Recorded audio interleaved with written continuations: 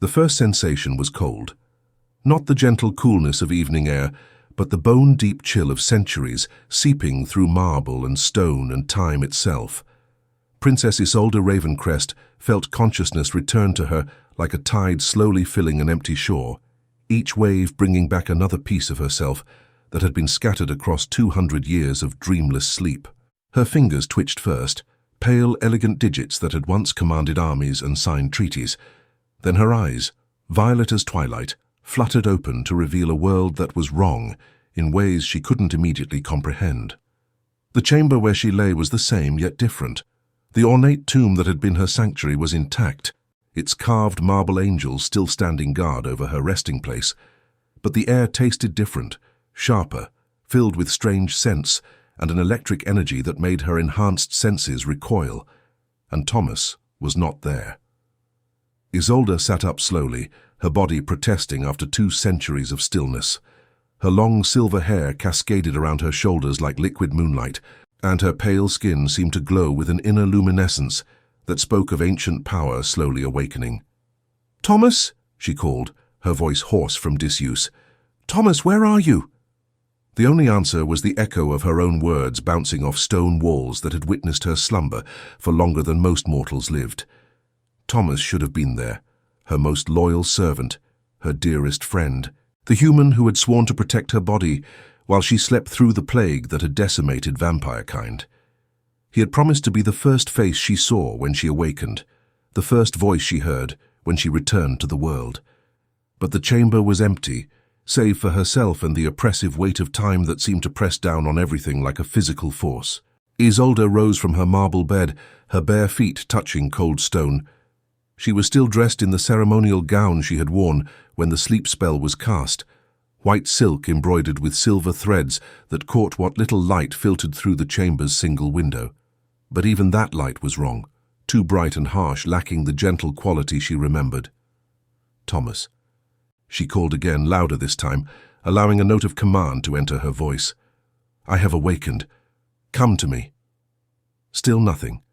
Fear began to creep into her chest, not for herself, but for him. Thomas had been 43 when she entered her magical slumber, already showing the silver threads that marked a human's journey toward old age. If something had happened to him, if he had died while she slept. The thought was unbearable. Isolde moved toward the chamber's entrance, her enhanced senses gradually returning to full strength. She could hear sounds from beyond the walls, strange mechanical noises, voices speaking in accents she didn't recognize, music that followed no patterns she knew. The world had changed, that much was clear. But how much? And what had become of Thomas? The heavy stone door that sealed her chamber was slightly ajar, which was wrong. Thomas would never have left it open, would never have compromised her security in such a way. Unless he was no longer able to close it. Isolde pushed the door open and stepped into the corridor beyond. What she saw made her stumble backward in shock. The ancient castle that had been her family's seat for over 1,000 years was transformed. The rough stone walls were now covered in smooth panels that glowed with soft light. The floors, once cold granite, were now covered in something warm and yielding beneath her feet. And everywhere there were devices she couldn't begin to understand. Glowing rectangles mounted on walls, strange sculptures that hummed with energy, panels covered in symbols that meant nothing to her. "What sorcery is this?" she whispered. "Not sorcery, Your Highness. Technology." Isolde spun toward the voice, her fangs extending instinctively as her body prepared for threat. But what she saw made her freeze in confusion, rather than attack. A woman stood at the far end of the corridor, tall and regal, with dark hair pulled back in an elaborate style, and clothing that was clearly expensive but utterly foreign to Isolde's eyes. She was beautiful in the way that only vampires could be beautiful, perfect features unmarred by time, skin like porcelain, eyes that held the weight of centuries, but it was those eyes that made Isolde's breath catch. Deep brown, flecked with gold, filled with an intelligence and warmth that was achingly familiar. "Thomas?" she whispered. The woman smiled, and it was Thomas's smile, gentle, devoted, tinged with a sadness that spoke of long years and difficult choices. "Hello, my lady," she said, her voice carrying the same cadence Isolde remembered, though pitched higher and refined by centuries of practice. "Welcome back to the world. I don't understand." Isolde's voice was barely audible. "Thomas, what? How?" "My name is Thomasina now," the woman said, moving closer with the fluid grace of a predator. "Though I was Thomas when last we spoke, I have changed in the years since you slept." "Changed how? You're a vampire." "Yes, but you were human. You were my servant, my friend, my—" Isolde trailed off, unable to voice the feelings she had never been able to acknowledge. "I was many things," Thomasina said gently. "But I was never truly Thomas. That was simply the name I wore, the role I played, because it was safer, because it was what the world expected. I don't understand any of this." Isolde sank against the wall, overwhelmed by the impossibility of what she was seeing. "How long have I been asleep? What year is it?" "It is 2025, my lady. You have slept for 203 years. 200. Isolde felt the world spin around her. But the plague, it was only supposed to last a few decades at most. The plague ended after 30 years, but by then, the world had changed so much that I thought it best to let you sleep until it was safe for you to wake." "Safe? What do you mean, safe?" "The world of humans has become complicated. They have weapons now that could destroy even the most powerful vampire. They have surveillance that makes it difficult to move unseen. They have governments and organizations dedicated to hunting our kind. And you decided this without consulting me. You were asleep, my lady. The decision was mine to make." There was something in Thomasina's tone that made Isolde look at her more closely. This was not the deferential servant she remembered. This was someone accustomed to command, to making decisions that affected thousands of lives. "What have you become, Thomas?" "Thomasina, I have become what I needed to become to protect you, to protect our kind. Which is, I am the vampire queen of the Western Territories. I rule over 17 major cities and command the loyalty of over 10,000 vampires." Isolde stared at her in shock. You're a queen?" "I am. But you were my servant." "I was, and in many ways I still am. Everything I have built, every power I have claimed, every enemy I have defeated, it has all been in service to you." "I don't understand." "Then let me show you." Thomasina extended her hand, and Isolde found herself taking it without conscious thought. The moment their skin touched, she felt a jolt of recognition that went deeper than memory. This was Thomas, her Thomas, regardless of the changes time had wrought. "Come," Thomasina said, "let me show you what I have built in your name." They walked through corridors that were familiar, yet strange, past rooms that Isolde remembered but could barely recognize. Everything had been modernized, updated, transformed into something that belonged to this new century rather than the one she had left behind. "The castle," Isolde said as they walked. "It's so different.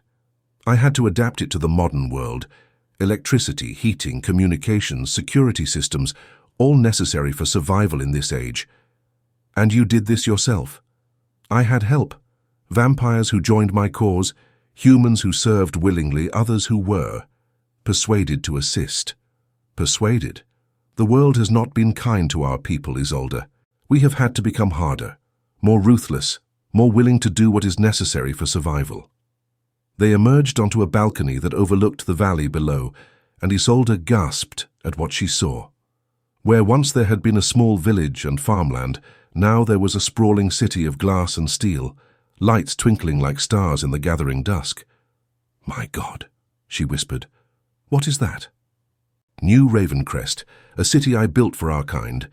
50,000 vampires live there, along with twice as many humans who serve them willingly." "You built a city?" "I built an empire. New Ravencrest is just the capital."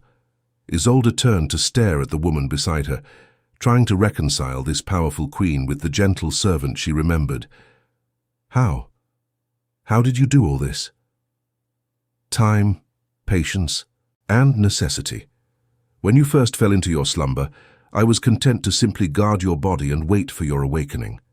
But as the years passed, as I watched our kind struggle and suffer and die, I realized that protection required more than just standing guard. So you became a vampire. After 50 years, yes, I was dying of old age, and I could not bear the thought of leaving you unprotected, so I sought out a vampire willing to transform me. And the change from Thomas to Thomasina? That was not a change. That was a revelation. Thomasina's voice grew soft, vulnerable in a way that reminded Isolde of quiet conversations by firelight centuries ago. I had always been Thomasina, in my heart, in my soul. But the world I was born into did not allow for such truth, so I lived as Thomas, played the role of a man because it was safer, easier, more acceptable. But when you became a vampire, the transformation revealed my true self. Vampiric magic has a way of stripping away pretense, of showing us who we really are beneath the masks we wear. I woke from my transformation as the woman I had always been. Isolde felt tears she didn't know she could still shed begin to fall. All those years you were hiding who you truly were, even from me, especially from you. Thomasina turned to face her fully, because you were a princess and I was a servant, because you were vampire nobility and I was human, because I loved you in ways that I thought could never be returned or even acknowledged. Loved me? Love you. Present tense. I have loved you for over 2 centuries, Isolde.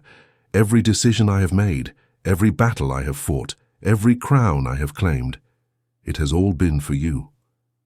Isolde felt the world tilt around her. Thomas, Thomasina,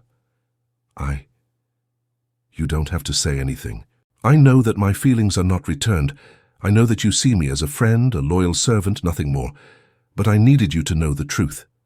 But that's not. Isolde stopped, struggling to find words for feelings she had buried for centuries. That's not true, I do. But you were Thomas then, and I thought... You thought what? I thought you were a man, and I thought you were my servant. And both of those things made my feelings impossible to acknowledge, let alone act upon. And now? Now you're a woman. And you're a queen. And I don't know what that means for us. Thomasina stepped closer, her eyes searching Isolde's face. It means that for the first time in either of our lives, we are equals. It means that the barriers that kept us apart no longer exist. But there are new barriers, aren't there? You rule an empire. You have responsibilities, obligations, enemies. You can't simply... Simply what? Simply be mine. Can't I? Thomasina reached out to cup Isolde's face in her hands. I have spent 2 centuries building power, gathering allies, eliminating threats. Do you know why? To protect vampire kind. To protect you. Everything I have done has been to create a world where you could wake safely, where you could live freely, where you could be happy. Thomasina, I love you, Isolde. I have always loved you. And if you can find it in your heart to love me in return, then everything I have built, everything I have sacrificed, will have been worth it. Isolde looked into those familiar brown eyes, seeing Thomas and Thomasina, and someone entirely new all at once. I do love you. I think I always have. But I'm frightened. Of what? Of this new world, of the person you've become, of the responsibilities you carry, of the enemies you've made. Then let me show you that you have nothing to fear. Let me show you the world I've built for us. Before Isolde could respond, a new voice cut through the evening air. How touching! The sleeping princess finally awakens to find her servant has been playing dress-up. Both women spun toward the voice, and Isolde felt Thomasina tense beside her. Standing in the doorway to the balcony was another vampire, this one male, with silver hair and eyes like chips of ice. Lysander, Thomasina said, her voice carrying a note of warning. You were not invited here. Wasn't I? I thought all of vampire nobility was welcome in the court of the great Queen Thomasina. His smile was sharp as a blade, especially when that court is about to welcome back its former ruler. Former ruler. Isolde looked between them in confusion. What does he mean? He means, Lysander said before Thomasina could respond, that your dear servant has been ruling in your name for the past century and a half. But now that you're awake, questions arise about who exactly holds the legitimate claim to power. "I never claimed to rule in her name," Thomasina said coldly. "I built my own kingdom, earned my own crown. Built on the foundation of her family's legacy, using resources that belonged to the Ravencrest line, commanding loyalty that was owed to her bloodline." "What are you saying?" Isolde asked. "I'm saying that your awakening presents certain complications for the current power structure. Some might argue that the rightful heir to the Ravencrest legacy has returned to claim what is hers." "I don't want to claim anything," Isolde said quickly. "I just want to understand what's happened, what the world has become." "Of course you don't want to claim anything. You've been asleep for 2 centuries while others did the hard work of survival. But want and right are different things, aren't they?" "Lysander," Thomasina's voice was deadly quiet. "You will leave. Now." "Will I? On whose authority? The authority of a servant who forgot her place, or the authority of the true princess, who might have very different ideas about how things should be run?" "I said leave." "Or what? You'll have me executed, exiled, destroyed?" Lysander laughed. "You forget, dear Thomasina, that your power rests on the consent of those you rule, and consent can be withdrawn." "Is that a threat?" "It's a reality. The vampire lords who follow you do so because you've been strong, successful, profitable for them. But they remember the old ways, the old bloodlines, the old hierarchies. And they might find the idea of serving a true princess more appealing than serving an upstart servant." "Get out," Isolde said suddenly, her voice carrying the authority of centuries of royal breeding. "Get out of my presence, and do not return unless invited." Lysander's eyes widened slightly at the power in her voice, but his smile never wavered. "As you wish, Your Highness. But remember, in this new world even princesses must earn their crowns." He bowed mockingly and disappeared back into the castle, leaving Isolde and Thomasina alone on the balcony. "Who was that?" Isolde asked. "Lord Lysander Blackthorn, one of the vampire nobles who serves on my council. And he's right, isn't he, about the complications my awakening creates?" Thomasina was quiet for a long moment. "Yes, he's right. Tell me." "The vampire world has changed, Isolde. It's more organized now, more hierarchical. I rule through a combination of fear, respect, and mutual benefit. But that rule is always being challenged, always being tested. And my return threatens your position. Your return changes everything. You are the last of the Ravencrest line, the heir to one of the oldest and most powerful vampire dynasties in history. Your very existence challenges the legitimacy of any ruler who is not you. But I don't want to rule. I never wanted to rule. What you want may not matter. There are forces at work now that are bigger than either of our desires." "What kind of forces?" "Vampire lords who see an opportunity to increase their own power by supporting your claim. Human governments who would prefer to deal with a weaker, less experienced ruler. Other supernatural beings who have been waiting for a chance to upset the current balance of power. And you, what do you want? I want you to be safe. I want you to be happy. I want us to have a chance to explore what we could be together. But I also know that safety and happiness may require difficult choices, and I'm not sure you're prepared for the world you've awakened into." Isolde looked out over the city that Thomasina had built, at the lights that twinkled like stars in the darkness. "Then teach me. Show me what I need to know to survive in this new world. And if what you learn changes how you feel about me, if you decide that the person I've become is not someone you can love, then we'll face that when it happens. But Thomasina, I need you to understand something." "What?" "I may have been asleep for 2 centuries, but I'm not the same naive princess who went to sleep in 1822. I've been dreaming, learning, growing, even in my slumber. And one thing I've learned is that love is not something to be wasted or ignored or pushed aside for the sake of politics or power." "What are you saying?" "I'm saying that I love you.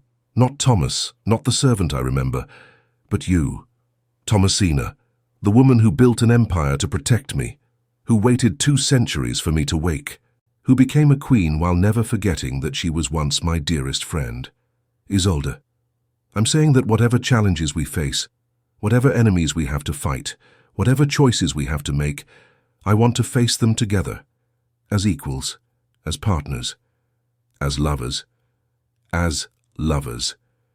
Thomasina's smile was radiant, transforming her face from regal to beautiful, to something beyond human description. Then we'll face them together. But first, let me show you what we're fighting for. Show me everything.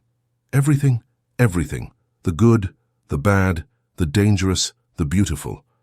I want to understand the world you've built, the enemies you've made, the allies you've gathered. I want to know what it means to be a vampire in the 21st century. It won't be easy. This world is harsher than the one you remember, more complex, more dangerous. Then it's a good thing I have the most powerful vampire queen in the Western Territories to guide me. And it's a good thing I have the rightful heir to the Ravencrest legacy to legitimize my rule. Is that what I am to you? A political asset? You are everything to me, but in this world everything includes politics. Then teach me politics. Teach me power. Teach me how to be worthy of the woman you've become. You already are worthy. You always have been. Prove it. Thomasina leaned in and kissed her, and Isolde felt 2 centuries of longing and love and desperate hope pour into that single moment of connection. When they broke apart, both women were crying. "Welcome to the 21st century, my love," Thomasina whispered. "Welcome home, my queen," Isolde replied. But even as they held each other on the balcony overlooking the empire that love had built, both women knew that their greatest challenges lay ahead. The vampire world was watching, waiting, judging, and not everyone would be pleased to see the sleeping princess awaken to claim her place beside the servant who had become a queen. The War Council convened at midnight in what had once been the castle's great hall. Isolde barely recognized the space. Where once there had been rough stone walls and simple wooden furniture, now there were polished marble surfaces, sophisticated lighting, and a massive table that seemed to be made of a single piece of black glass. Around that table sat 12 of the most powerful vampires in the Western Territories, each one a lord or lady in their own right, each one commanding resources that could topple governments or build empires. And at the head of the table sat Thomasina, looking every inch the queen she had become. Isolde took her place at Thomasina's right hand, acutely aware that every eye in the room was on her. She had spent the past 3 days learning about the world she had awakened into, and the education had been both fascinating and terrifying. The vampire world of 2025 was nothing like what she remembered. Where once vampires had been solitary creatures or members of small covens, now they were organized into vast networks that spanned continents. They controlled banks, corporations, governments, and media outlets. They had adapted to the modern world not by hiding from it, but by infiltrating and controlling it. And at the center of it all was Thomasina, the former servant who had become the most powerful vampire ruler in the Western Hemisphere. "Lords and ladies," Thomasina began, her voice carrying easily through the hall. "Thank you for coming on such short notice. As you all know, Princess Isolde has awakened from her long slumber." A murmur ran around the table, some welcoming, some skeptical, some openly hostile. "The question before us tonight," Thomasina continued, "is how her return affects our current arrangements." Lord Lysander, who sat directly across from Isolde, leaned forward with a predatory smile. "The question, Your Majesty, is whether we still have a queen or whether we now have an empress." "Explain," Thomasina said coolly. "The Ravencrest bloodline predates any of our current political arrangements by centuries. Princess Isolde's claim to leadership is not based on conquest or election or appointment. It's based on blood, on heritage, on the old laws that governed our kind long before any of us were born." "The old laws are dead," said Lady Morgana, a vampire with platinum hair and scars that spoke of ancient battles. "We follow strength now, not bloodlines." "Do we?" Lysander's smile widened. "Then why do we still call ourselves lords and ladies? Why do we still observe the old protocols, the old hierarchies? Why do we still bow to titles that were earned centuries ago?" "Because tradition has value," said Lord Cassius, an ancient vampire whose pale skin seemed to glow with inner light. "But tradition must be balanced with practicality. Princess Isolde has been asleep for 2 centuries. She knows nothing of the modern world, nothing of current politics, nothing of the delicate balances that keep our society functioning." She can learn, Lysander said, and she has an excellent teacher in our current queen. What exactly are you proposing? Thomasina asked, though Isolde could see the tension in her shoulders. I'm proposing that we acknowledge reality. Princess Isolde is the rightful ruler of the vampire territories. Queen Thomasina has been an excellent regent, but now that the true heir has returned, it's time for a transition of power. A transition to what? Lady Morgana demanded. To a ruler who doesn't understand the first thing about governing in the modern world. To a ruler with legitimate authority, Lysander replied. Authority that comes from blood and birthright, not from conquest and intimidation. Are you questioning my authority? Thomasina's voice was deadly quiet. I'm questioning the foundation of that authority. You rule because you're strong, because you're smart, because you've been successful. But strength fades, intelligence can be outmaneuvered, and success can turn to failure. Blood, however, is eternal. Enough! Isolde's voice cut through the growing tension like a blade. Lord Lysander, you speak of my blood as if it gives me some inherent right to rule. But blood means nothing without the wisdom to use it responsibly. Your Highness, I'm not finished. Isolde stood, and every vampire in the room felt the weight of ancient power that flowed through her veins. You want to know what I think of your proposal. I think it's the suggestion of someone who cares more about disrupting the current order than about what's best for our people. I care about legitimacy. You care about chaos.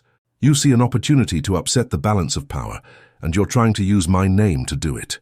Isolde's eyes blazed with silver fire. But I will not be used as a pawn in your political games. Then what do you propose? Lord Cassius asked. I propose that we acknowledge the reality of our situation. Queen Thomasina has built something remarkable here, a stable, prosperous, powerful vampire society that has not only survived but thrived in the modern world. I have no intention of disrupting that achievement. So you renounce your claim? Lysander pressed.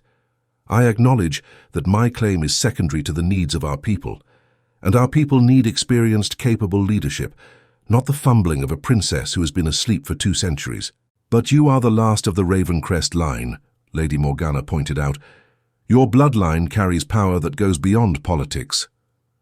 Then I will use that power to support Queen Thomasina's rule, not to undermine it. And if Queen Thomasina wishes to share power, Lord Cassius asked, his ancient eyes moving between the 2 women. That would be her decision to make, Isolde said carefully. Actually, Thomasina said, speaking for the first time since Isolde had taken control of the conversation, I have a proposal of my own. The room fell silent. Princess Isolde is right that she lacks experience in modern governance, but she is also right that her bloodline carries power and legitimacy that cannot be ignored.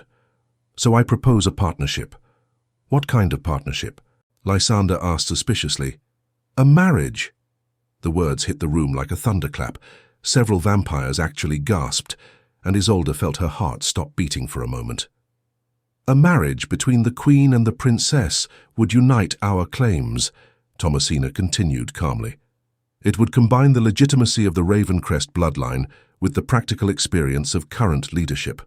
And it would create a new dynasty that honors both the old ways and the new realities. That's... Lord Cassius paused, clearly thinking through the implications. That's actually brilliant. It's unprecedented, Lady Morgana said. So was a servant becoming a queen, Thomasina replied. We live in unprecedented times. And what does Princess Isolde think of this proposal? Lysander asked, his voice carefully neutral. Isolde looked at Thomasina, seeing the hope and fear and desperate love in her eyes. This was not just a political maneuver. It was a declaration, a public acknowledgement of feelings that had been hidden for centuries. I think, Isolde said slowly, that it's the most sensible solution to a complex problem. Sensible. Thomasina's voice carried a note of hurt. And, Isolde continued, reaching out to take Thomasina's hand, it's what I want, not for political reasons, but for personal ones. You're sure? Thomasina asked quietly. I'm sure. Then it's settled, Lord Cassius said. We have our solution. Not quite, Lysander said, his voice sharp with frustration. There are still questions of succession, of inheritance, of how power will be shared between two rulers. Those are details to be worked out, Thomasina said. The important thing is that we have a path forward that honors both tradition and necessity. And what about those who might prefer a different path? Lysander asked. What are you implying? Lady Morgana demanded. I'm implying that not everyone will be satisfied with this arrangement. There are vampire lords in other territories who might see this as an opportunity to challenge our authority. There are human governments who might prefer to deal with a divided vampire leadership. There are other supernatural beings who have been waiting for a sign of weakness. Then we'll deal with those challenges as they arise, Thomasina said. Together. Will you? Lysander stood, his movement fluid and threatening. Or will you discover that love makes for poor strategy? Is that a threat, Lord Lysander? Isolde asked, rising to face him. It's a warning. The vampire world is not a fairy tale, princess. Love doesn't conquer all, and happy endings are earned through blood and sacrifice. Then it's fortunate that we're prepared to shed blood and make sacrifices, Thomasina said, also standing. The question is whether you're prepared to support your queen, or whether you're planning to become an obstacle that needs to be removed. For a moment, the tension in the room was so thick it seemed solid. Lysander stared at both women, calculating odds and possibilities. Finally, he smiled and bowed. I serve at the pleasure of my queen, he said, and if my queen chooses to take a wife, then I will welcome my new empress with all the loyalty I owe to the crown. Good, Thomasina said, then we're all in agreement. But as the council dispersed and the lords and ladies filed out of the hall, Isolde caught the look that passed between Lysander and several of the other nobles. It was not the look of vampires who had accepted defeat. It was the look of conspirators who had just found their cause. He's going to be trouble, she said to Thomasina, once they were alone. Lysander is always trouble, but he's also useful and he's not stupid enough to move against us directly. You're sure about that? I'm sure that he knows the cost of failure. I didn't build this empire by being merciful to traitors. And what about the others? How many of them are truly loyal to you? Enough. And the ones who aren't loyal to me will be loyal to us once they see that our partnership makes us stronger, not weaker. And if they don't see that, then we'll remind them why I became queen in the first place. Isolde studied Thomasina's face, seeing the steel beneath the beauty. You've changed so much from the person I remember. I had to change. The world demanded it. Do you ever miss who you used to be? Sometimes, but I can't afford to be that person anymore. Too many people depend on me, and the stakes are too high for sentiment, even with me. Especially with you, because now I'm not just protecting my own position, I'm protecting yours as well. I can protect myself. Can you? Isolde, you've been awake for 3 days. You don't understand the complexities of modern vampire politics, the delicate balances that keep our society from tearing itself apart. You don't know who can be trusted and who can't, who's an ally and who's an enemy wearing a friendly face. Then teach me. I'm trying to. But learning takes time, and I'm not sure we have time. What do you mean? I mean that Lysander was right about one thing. There are forces outside our territory that have been waiting for a sign of weakness. Your awakening, our engagement, the questions about succession and legitimacy, all of that creates opportunities for our enemies. What kind of enemies? Other vampire rulers who want to expand their territories, human governments who would prefer to see us weakened and divided, supernatural beings who have old grudges against the Ravencrest line. Old grudges. Your family was not universally loved, Isolde. The Ravencrests were powerful, and power always creates enemies. What aren't you telling me? Thomasina was quiet for a long moment, and when she spoke, her voice was heavy with reluctance. There are those who believe that your family's bloodline carries a curse, that the Ravencrests are destined to bring destruction to vampire kind. That's ridiculous. Is it? Your great-grandfather started a war that killed thousands of vampires. Your grandfather's policies led to the Great Purge of 1756. Your father's alliance with the werewolf clans nearly destroyed the supernatural balance of power. And what about me? What destruction am I supposed to bring? I don't know, but there are prophecies, old predictions that speak of the last Ravencrest awakening to herald the end of the vampire age. You believe in prophecies? I believe in being prepared for all possibilities. Isolde sank into one of the chairs around the council table, feeling the weight of centuries pressing down on her. So I'm not just a political complication, I'm a potential apocalypse. You're the woman I love, Thomasina said firmly. Everything else is just noise. Is it? Because it sounds like everything else might get us both killed. Then we'll face that together too. Thomasina, maybe this is a mistake. Maybe I should leave, go somewhere far away where my presence won't complicate your rule. No. Thomasina's voice was sharp with panic. No, I won't lose you again. I've spent 2 centuries building a world where we could be together. I won't give that up now. Even if staying together destroys everything you've built, even then. That's not rational. Love isn't rational, and I've been rational for 200 years. I'm tired of being rational. Isolde looked at this woman who had given up everything to protect her, who had built an empire just to create a safe space for their love. What do you need from me? I need you to trust me. I need you to let me handle the politics while you learn what you need to know. And I need you to believe that we can make this work. I do trust you, and I do believe we can make this work. But Thomasina, I also need you to promise me something. What? Promise me that if the time comes when you have to choose between me and your people, you'll choose your people. I can't promise that. You have to, because if you don't, then we're both just selfish creatures putting our own desires above the welfare of thousands of vampires who depend on us. Isolde, promise me. Thomasina stared at her for a long moment, and Isolde saw the war between love and duty playing out in her eyes. I promise, Thomasina said finally, but I also promise that I'll do everything in my power to make sure that choice never has to be made. Good. Then let's get married and see if we can save the vampire world together. Just like that? Just like that. Thomasina smiled, and for a moment, she looked like the Thomas that Isolde remembered, young and hopeful and ready to take on the world. I love you, she said. I love you too. Now show me how to be a queen. You already are a queen. You always have been. Then show me how to be your queen. That, Thomasina said, pulling Isolde into her arms, will be my pleasure. But even as they kissed in the empty council chamber, both women knew that their greatest challenges lay ahead. Love had brought them together, but it would take more than love to keep them alive in a world where power was the only currency that mattered. And in the shadows beyond the castle walls, their enemies were already beginning to move. The wedding was held on the winter solstice, in the great cathedral that Thomasina had built in the heart of New Ravencrest. It was a ceremony that blended ancient vampire traditions with modern sensibilities, witnessed by over 1,000 of the most powerful supernatural beings in the Western Hemisphere. Isolde wore a gown of midnight blue silk embroidered with silver stars, a design that echoed the dress she had worn to her first formal court presentation 3 centuries ago.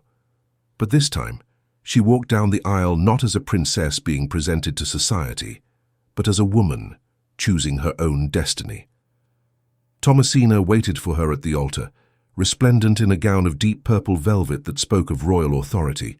Her dark hair was crowned with a circlet of silver and sapphires, and her eyes shone with a happiness that made her look centuries younger.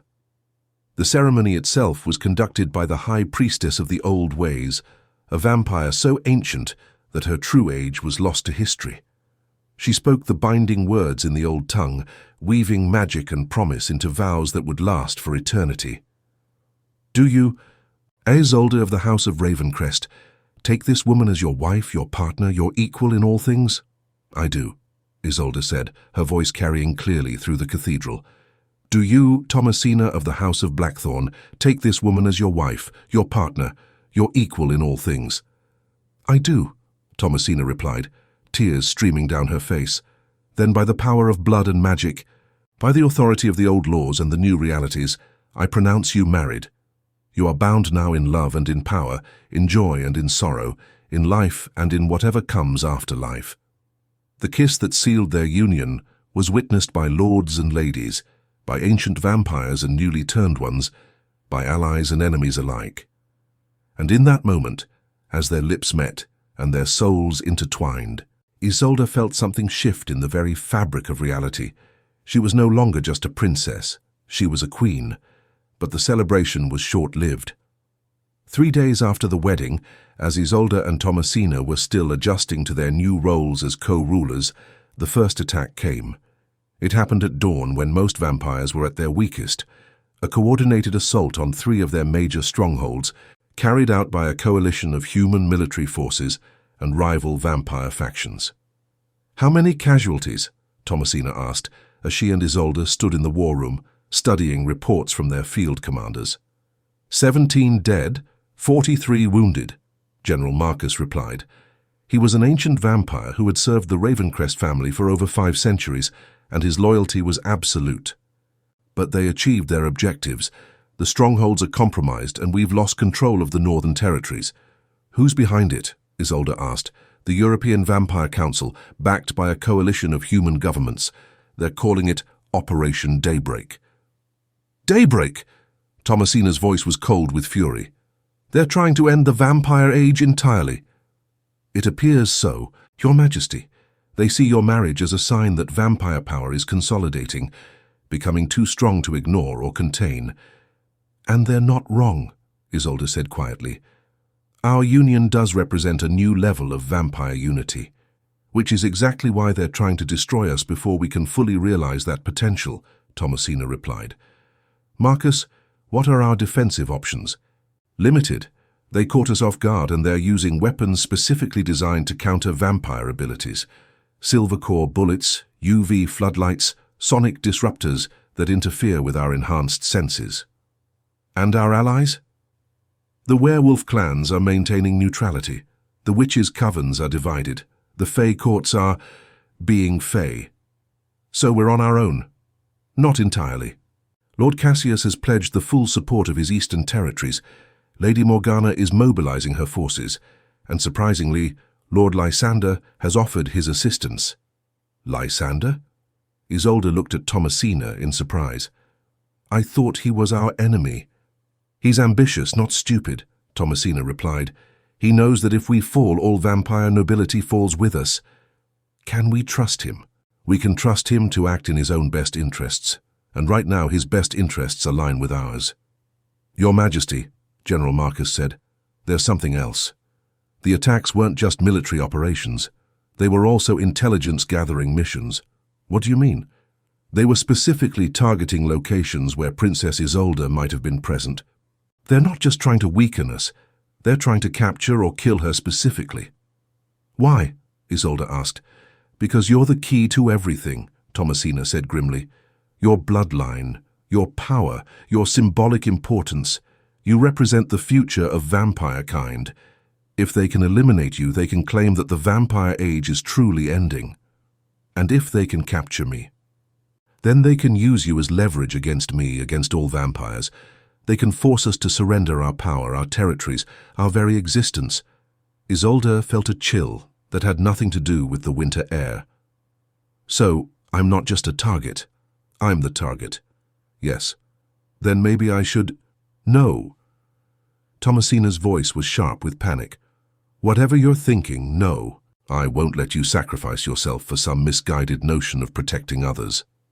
But if my presence is what's putting everyone in danger, your presence is what's giving us hope. Your bloodline is what legitimizes our rule. Your power is what makes us strong enough to fight back. And if we lose, if they capture me anyway, then we'll face that when it happens. But I won't give up the woman I love without a fight." "Your Majesty," General Marcus interrupted gently, "we need to make some decisions about our defensive strategy." "Right." Thomasina turned back to the tactical displays. "What are our options?" "We can consolidate our forces here in New Ravencrest and try to hold the city against siege. We can scatter our leadership and try to wage a guerrilla campaign, or we can go on the offensive, strike back at their leadership, disrupt their coordination, force them to defend instead of attack." "That's risky," Isolde said. "If we leave our strongholds, we become vulnerable." "We're already vulnerable," Thomasina replied. "At least if we're attacking, we're controlling the pace of the conflict. And if we fail, then we fail fighting instead of failing hiding." Isolde looked at her wife, seeing the queen she had become, decisive, ruthless, willing to risk everything for victory. "What do you need from me?" "I need you to be what you are. The last Ravencrest, the symbol of vampire nobility, the living embodiment of our right to exist. I need you to stand beside me and show our people that we're not afraid. Even if I am afraid, especially if you're afraid. Courage isn't the absence of fear. It's acting in spite of fear." "All right, then let's go to war." The campaign that followed lasted 6 months and reshaped the supernatural world forever. It was fought in boardrooms and battlefields, in the halls of human governments, and the ancient strongholds of vampire nobility. It was a war of politics and power, of magic and technology, of old grudges and new alliances. Isolde proved herself to be everything Thomasina had hoped and more. She learned quickly, adapted to modern warfare with the same grace she had once shown in ancient courts, and displayed a strategic mind that complemented Thomasina's tactical brilliance. Together they were unstoppable. The turning point came when they discovered that the European Vampire Council's alliance with human governments was based on a lie.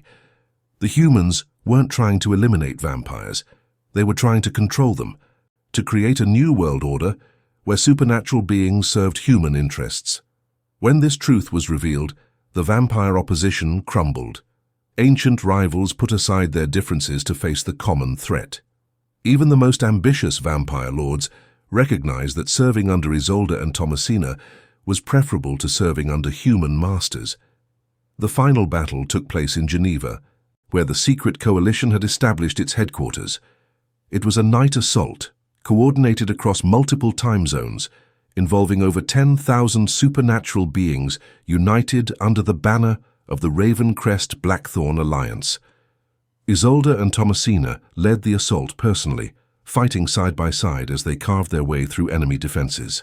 And when the last human general surrendered and the last vampire traitor was captured, they stood together in the ruins of the Coalition's command center, victorious but exhausted. "Is it over?" Isolde asked, leaning against Thomasina for support. "This part is over, but there will always be new challenges, new enemies, new threats to face.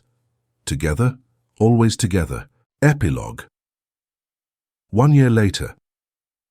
The throne room of New Ravencrest had been redesigned to accommodate 2 rulers. Where once there had been a single seat of power, now there were 2 thrones of equal height and magnificence, positioned side by side to symbolize the partnership that had revolutionized vampire society. Isolde sat in the throne of silver and sapphires, wearing a crown that had been in her family for 1,000 years. Beside her, Thomasina occupied the throne of obsidian and diamonds, her own crown a masterwork of modern craftsmanship that spoke of power earned rather than inherited. Before them knelt Lord Lysander, no longer the ambitious schemer who had tried to use Isolde's awakening for his own purposes, but a genuinely reformed vampire who had proven his loyalty in the crucible of war. "Your Majesties," and he said, "I bring news from the Eastern Territories. The last of the resistance cells has been eliminated, and the vampire lords there have formally acknowledged your authority." "Good," Thomasina said. "And the human governments?" "The new treaties are holding. They've accepted the reality of supernatural sovereignty in exchange for continued cooperation on matters of mutual interest." "Excellent. You may go, Lord Lysander, and thank you for your service." After he left, Isolde turned to her wife with a smile. "Remember when you thought he was going to be trouble? He was trouble, but sometimes trouble can be reformed into usefulness. Is that what happened to me? Was I trouble that got reformed? You were never trouble. You were always the solution. I just had to wait 2 centuries for you to wake up and realize it. And now we rule together, love together, face the future together. Everything I dreamed of during those long years of waiting. Any regrets?" "Only one." "What?" "I regret that it took us so long to get here. I regret all the years we lost to fear and social conventions, and the belief that love had to be sacrificed for duty. But we're here now." "Yes, we're here now." Isolde reached over and took Thomasina's hand, marveling at how perfectly their fingers intertwined. What do you think Thomas would say if he could see us now? Thomas would be amazed that his wildest dreams came true, but Thomasina always knew this was possible. She just had to wait for the world to catch up. And Princess Isolde? Princess Isolde was always meant to be a queen. She just needed to find the right person to share the crown with. "I love you," Isolde said softly. "I love you too. For 2 centuries, through 3 lifetimes, across every obstacle the world could throw at us. Forever. Forever." As the sun set over New Ravencrest, painting the sky in shades of purple and gold, the 2 queens sat together on their thrones and watched over the empire that love had built. It wasn't the world either of them had been born into, but it was the world they had chosen to create together. And in that world, a servant could become a queen, a princess could become an empress, and love could conquer not just hearts but kingdoms. It was, they both agreed, a much better world than the one they had left behind. What an absolutely breathtaking journey of love, transcending time, class, and identity. Isolde's awakening to discover her loyal servant Thomas had become the powerful queen. Thomasina creates one of the most beautiful explorations of devotion and transformation in vampire fiction. Which moment moved you the most? When Isolde first realized Thomas had become Thomasina? When Thomasina revealed she had built an entire empire just to protect her sleeping princess, or when they stood together as equal queens facing down their enemies? If you enjoyed this epic tale of a love that waited 2 centuries to be fulfilled and the courage to rewrite the rules of power and identity, make sure to subscribe for more stories that prove love really can conquer kingdoms. Drop a comment below and tell me, do you think Thomasina was right to let Isolde sleep for so long? Or should she have awakened her sooner to face the changing world together? And get ready for our next story about vampire twins who both fall for the same human. But only one of them is actually alive.